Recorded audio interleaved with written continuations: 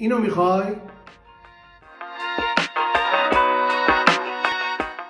یه لایک بنداز پایین پست، بیا تا بهت بگم چطوری انجامش بدی.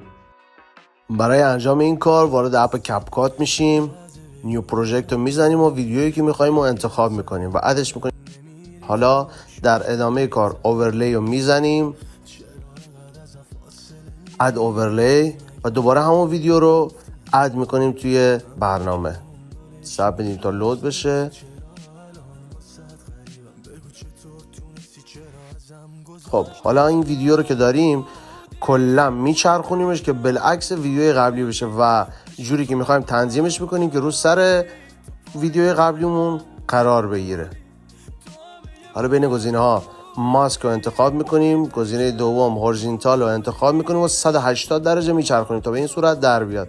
حالا ویدیوی ما آماده است. اگه این پست به کارت اومد، بفرست برای بقیه دوستا که اونا هم بتونن استفاده بکنن.